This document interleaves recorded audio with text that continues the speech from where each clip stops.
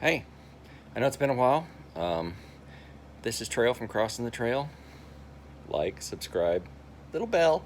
Okay, this is going to make some people mad. I'm just throwing that out there at the beginning. It's going to make some people happy. Throwing that out there too. So, what am I talking about? So far, I'm just making people annoyed because I'm not getting to the point. Okay, I'm talking about apostolic succession.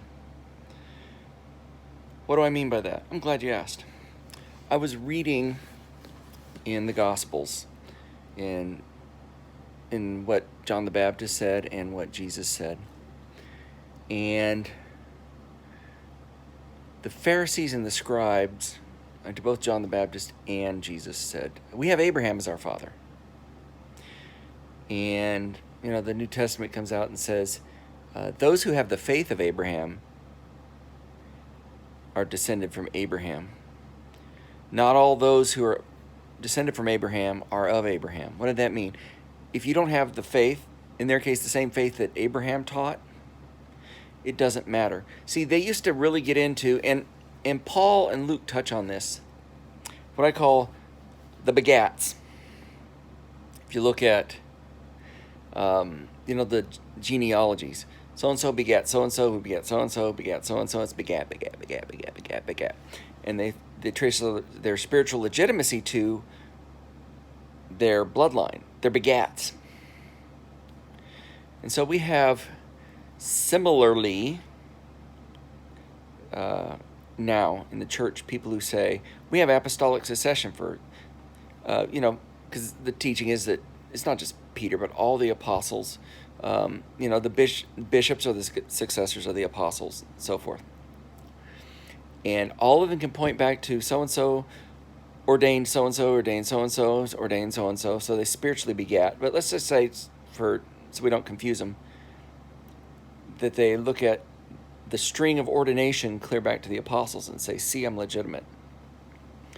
Well, as St. John the Baptist said, God could raise up from these stones descendants of Abraham.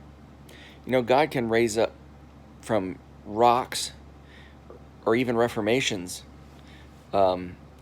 successors of the apostles. You see, but being a successor of the apostles isn't about who laid hands on whom over the generations in that unbroken line. It's who's still teaching what the apostles still taught. If you're a successor of the apostles, it's because you're teaching what the apostles taught, not because you can trace the laying on of hands clear back to the apostles. So if you're teaching something different than the church originally believed, what am I talking about? Things like, we're going to re-examine this teaching. Yeah, red flag.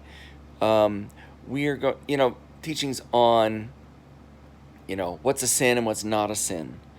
Liberation theology.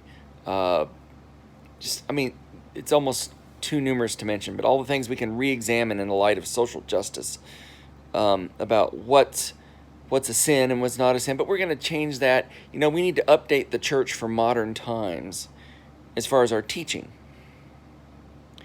We'll tell you what, if you're not teaching what the apostles taught, your quote-unquote apostolic succession is garbage.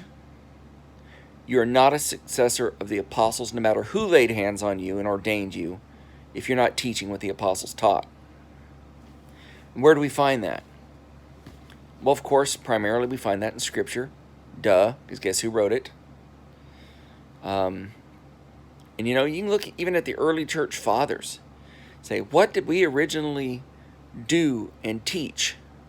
And you know what? If you're not doing that and teaching that, if you're wandering off into relativism and changing the church to meet the culture, instead of being the church so the culture changes to meet you, you're not a successor of the apostles, no matter who laid their hands on you. So stop it.